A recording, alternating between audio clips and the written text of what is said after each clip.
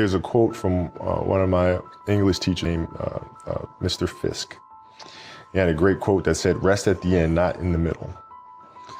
And that's something I always live by. I'm not gonna rest, I'm gonna keep on pushing now. There are a lot of answers that I don't have, even questions that I don't have. But I'm just gonna keep going. I'm just gonna keep going, and I'll figure these things out as we go. I had a summer where I played basketball when I was like 10 or 11 years old, and here I come playing, and I don't score 1 point the entire summer, not one. How'd you not score? Because I was terrible. Not a free throw, nothing, not a lucky shot, not a breakaway layup, 0 points. And I remember crying about it and being upset about it. And my father just gave me a hug and said, "Listen, whether you score 0 or score 60, I'm gonna love you no matter what." Wow. Now that is the most important thing that you can say to a child. Because from there, I was like, okay, that gives me all the confidence in the world to fail. I have the security there. But to hell with that, I'm scoring 60. Let's go. Right. And from there, I just went to work. And I stayed with it. I kept practicing. I think that's when the idea of understanding a long-term view became important. Because I wasn't going to catch these kids in a week. I wasn't going to catch them in a year, right? So that's when I sat down and said, okay, this is going to take some thought. I think the best way to prove your value is to work, is to learn, is to absorb, to be a sponge, right? But you always want to outwork your potential. You know, as hard as you believe you can work harder than that. I mean, you got to figure it out. If you really have an obsession to figure it out, you will figure it out, right? And every puzzle is constructed differently. All right, AI's situation when he came into the league was different than mine. Mike's situation in Chicago was different than mine, right? Everybody has a different puzzle, man. You just got to figure out your own puzzle. You know, basketball for me was the most important thing.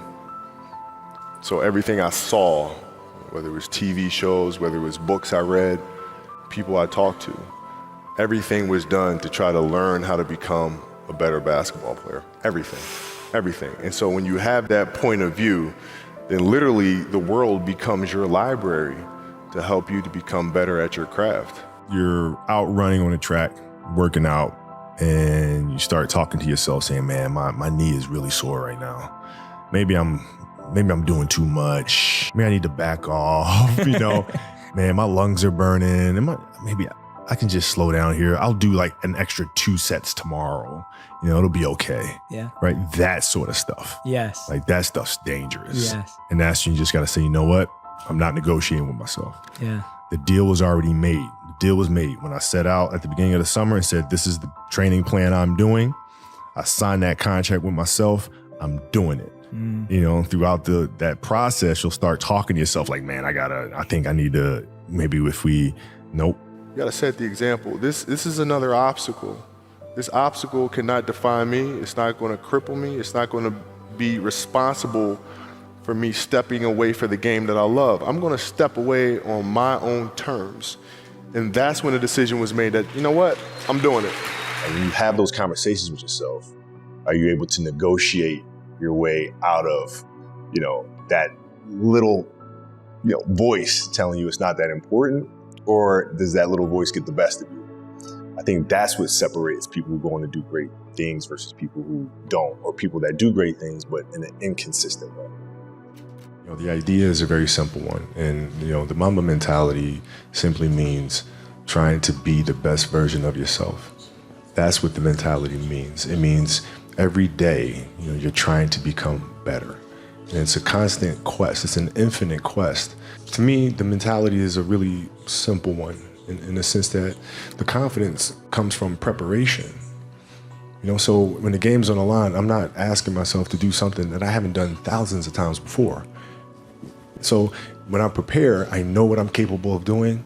I know what I'm comfortable doing, and I know what I'm not comfortable doing. Just piece by piece, and it's the consistency of the work, which Monday, get better. Tuesday, get better. Wednesday, get better. And you do that over a period of time, you know, not like 1 month or 2 months. I mean, it's 3, 4, 5, 6, 7, 8, 9, 10 years. And then you can get to where you want to go. It's really just a journey of evolution every day. It's just constant improvement, constant curiosity, constantly getting better.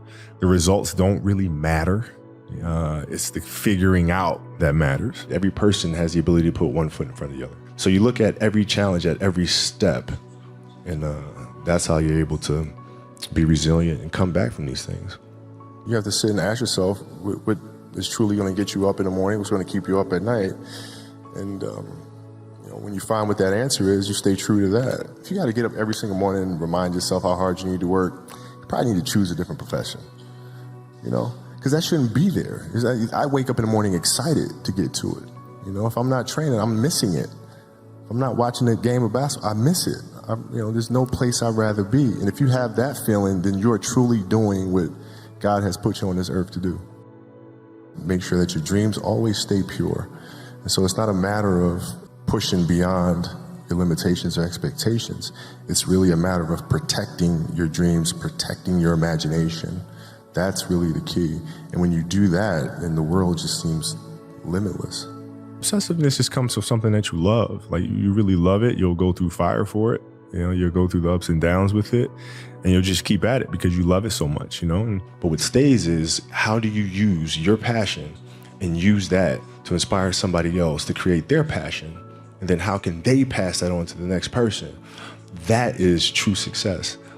The greatest fear that we face is ourselves, actually. I think it's not anything that's external or anything that's superficial. I think the greatest fear you face is yourself, because we all have dreams, and it's very scary sometimes to accept the dream that you have.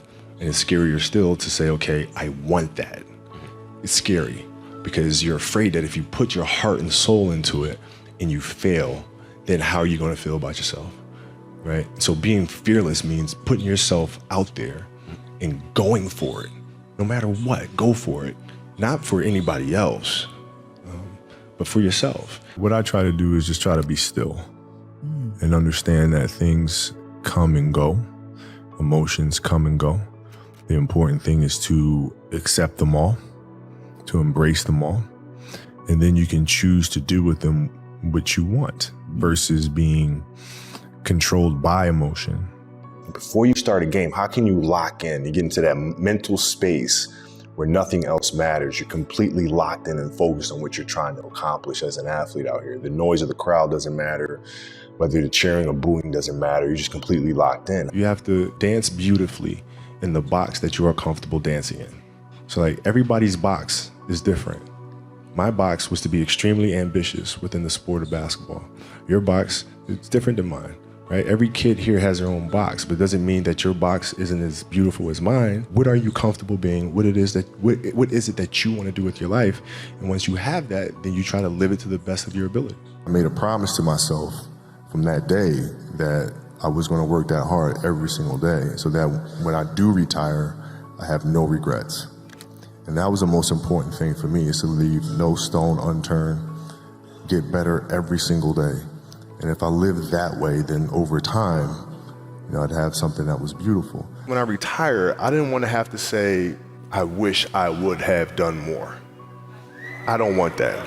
It's just a matter of what's important to you. And what's important to you, for whatever reason, I felt like I didn't feel good about myself if I wasn't doing everything I could to be the best version of myself.